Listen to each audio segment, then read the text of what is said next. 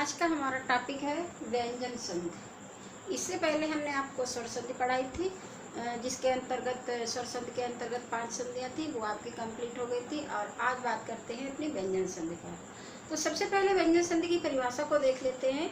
व्यंजन संधि की परिभाषा कहती है कि जब व्यंजन वर्ण का मेल किसी व्यंजन वर्ण से हो या व्यंजन वर्ण का मेल किसी स्वर वर्ण से हो, तो जो उसमें परिवर्तन होता है उसे व्यंजन संधि कहते हैं। सभी को मालूम होगा व्यंजन संधि बहुत परिभाषा इसकी बहुत कठिन नहीं है, लेकिन इसके बाद में जब इसके अंतर्गत कुछ नियम आते हैं तो उन नियमों को हम देखते हैं। वो नियम थोड़े टिपिकल होंगे, थोड़े कठिन होंगे आप लोगों के लिए, लेकिन जो 2 नियम है स्टार्टिंग के वो थोड़े सरल से हैं।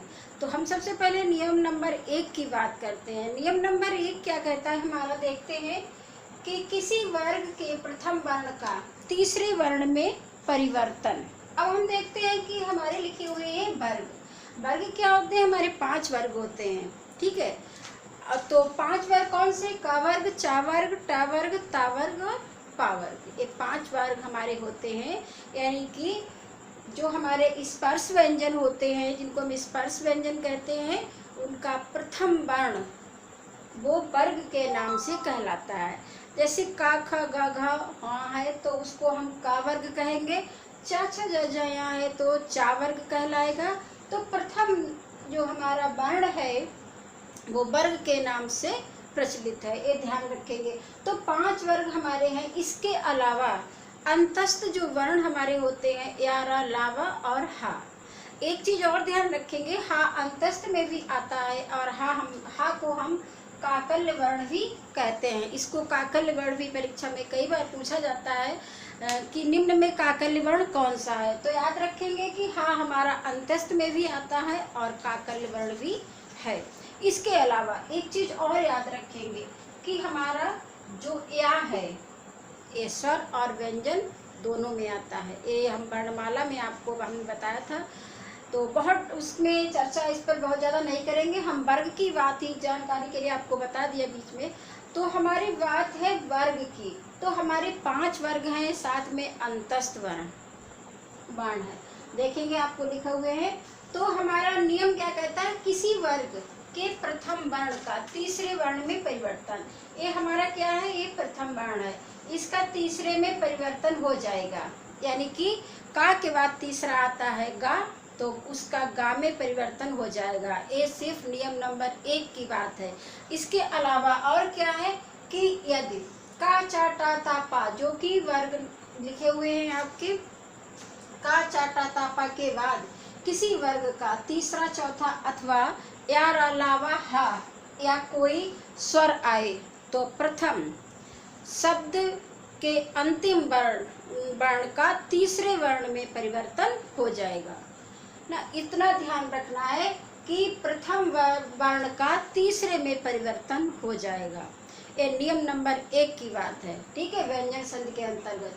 अब अच्छी तरीके से समझने के लिए एग्जाम्पल्स को सबसे ज़्यादा देखना जरूरी होता है। तो हम एग्जाम्पल्स देखेंगे। जैसे हमारा है लिखा हुआ है दिक प्लस अंबर। आप देखेंगे कि का जो हमारा हमने बताया था, इसमें बताया है कि प्रथम शब्द का अंतिम वर्ण, ये हमारा प्रथम शब्द कहलाता है, इसका अंतिम वर्ण है का। अब हम देखते हैं कि इसका परिवर्तन हो जाएगा तीसरे में।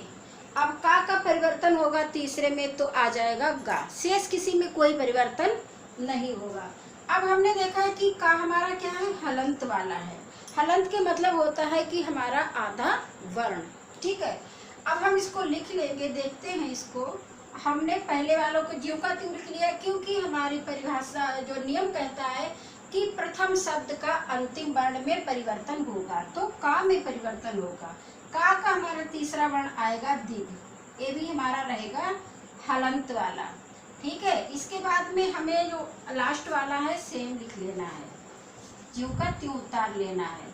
तो हमारा हो गया दिग अंबर, ठीक। अब हमें क्या करना है इसमें, अब हमें इस गा को, एक गा हमारा है हलंत का आधा वर्ण, इसके आगे हमारा स्वर लगा हुआ है। तो स्वर जब हमारा व्यंजन में आ जाता है तो वो उस व्यंजन को पूरा कर देता है, यानी कि उस हलंत को हटा देंगे। जब हम पूरा करेंगे तो आ हट जाएगा और एक गा पूरा हो जाएगा। तो ऐसे इसको लिख दिया जाएगा। ठीक है, अगली बात करते हैं हम अगले एग्जाम्पल्स की। जैसे दिग्विजय, इसको हम रिमूव कर रहे हैं। दिग्विजय, इसमें थोड़ा सा आपको लगेगा कि क्या करना है। अब हम देखते हैं, ये थोड़ा हटके है एग्जाम्पल्स। इसमें भी हम सबसे पहले वही कंडीशन अप्लाई करेंगे कि दिग लिख लेंगे। ठीक है, आगे है हमारा विजय। अब कंफ्यूजन यहाँ पर आता है कि विजय में वा में छोटी ई की मात्रा लगी हुई है। अगर वर्ण विच्छेद आपने सही तरीके से पढ़े हैं तो आपको कठिन नहीं लगेगा, क्योंकि यहाँ पर छोटी ई की मात्रा लगी है तो आप कंफ्यूजन में हो जाएंगे कि ई पहले आएगा या वा पहले आएगा।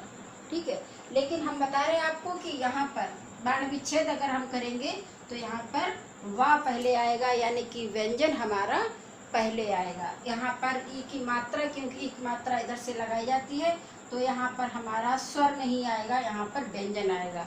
हमेशा स्वर के बाद ही व्यंजन आता है। ठीक, सॉरी, व्यंजन के बाद ही स्वर आता है, क्योंकि स्वर हमेशा व्यंजन को सहारा दे के चलता है। तो यहाँ पे हमारा है दिग प्लस विजय। विजय हमारा ज्यों का त्यों रहेगा। ठीक है, अब हम इसको करके लिखेंगे पूरा दिग। अब हम कैसे लिखेंगे, अब आप लोग ये समझेंगे कि ये कैसे आ गया है। ठीक, तो जब हमारा आधा है, ये गा हमारा आधा है, क्योंकि गा में हलंत लगा हुआ है, तो गा हमारा आधा है, आगे हमारा क्या है, व्यंजन है। ठीक है, तो इसको हम आधा ही लिखेंगे। आधा लिखने के लिए अगर हम इसको ऐसे लिखेंगे, देखेंगे, अगर हम इसको ऐसे अगर कहा जाए तो इसको ऐसे लिखना होगा, दिग विजय। अगर हम इसको जोड़ेंगे तो इसको ऐसे लिखना होगा, लेकिन इस तरीके से हमारी नहीं लिखा जाएगा। इसको लिखने का तरीका ये हो जाएगा, क्योंकि हलंत हमेशा आखिरी वर्ण में लगता है, बीच में हलंत नहीं आता है, तो इसलिए हम इसको ऐसे लिखेंगे, दिग विजय। ये ज़्यादातर शुद्ध अशुद्ध में पूछ दिया जाता है कि कैसे लिखना है। ठीक है, तो यहाँ तक बात आपकी समझ में, ये थोड़ा हटके था एग्जाम्पल्स, तो हमने आपको बता दिया कि ये कैसे लिखा जाएगा। आगे है हमारा दिग प्लस अनंत, यही इसमें होगा दिग। अब हमारा आ स्वर लगा हुआ है, अब हम इसको पूरा कर देंगे तो दिगंत, ये हो जाएगा हमारा दिगंत। आगे हम बात करते हैं अगले उदाहरण की, अच प्लस अन।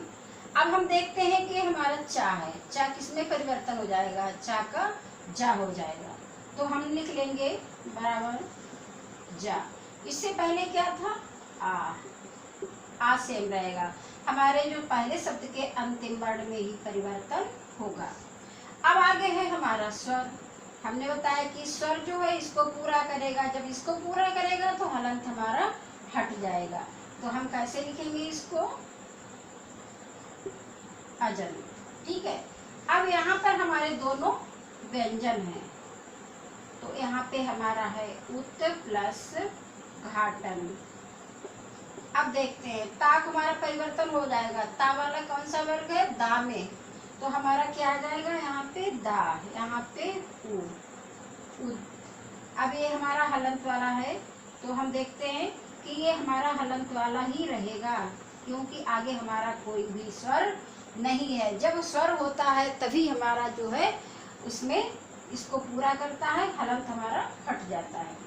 आगे है तदनुसार, ये हम भी हमारा इसी तरीके से कि ता को किसमें परिवर्तन होगा, तीसरे वर्ण में, तो तदनुसार, क्योंकि यहाँ पे जो हमारा जो था स्वर था, तो स्वर जब हमारा लग गया इसमें तो स्वर व्यंजन में हो गया, तो इसको पूरा कर दिया, तो यहाँ पे हलंत हट गया और ये हमारा तदनुसार हो गया। ठीक है, आ हमारा हट जाएगा, आ जो है हमारा जो इसको पूरा करेगा तो आ हट के अनुसार, तदनुसार हो जाएगा। इसी तरीके से यहाँ पे हमारा है सट प्लस आनंद, तो सट प्लस आनंद, टा हमारा किस में परिवर्तन होगा, तीसरे में, डा आ जाएगा, तो सट। अब हमारा यहाँ पे स्वर है, अब ये हमारा क्या था, ये हलंत वाला था, तो हलंत को हटाएंगे, यहाँ पे इसकी मात्रा लगाएंगे और इसको पूरा ऐसे लिखेंगे। इसी तरीके से हमारा है सद्भावना, ये भी हमारा किस में हो जाएगा, तीसरे वर्ण में, यानी कि सद। यहाँ पे हमारा व्यंजन है तो इसको हम इसी तरीके से लिखेंगे, ये हमारा आधा ही दा रहेगा। तो ये हमारा नियम नंबर 1 था, जिसको आप एग्जाम्पल्स द्वारा अच्छी तरीके से समझ सकते हैं। और अगले हम भाग में आपको नियम नंबर 2 पढ़ाएंगे। तब तक के लिए धन्यवाद।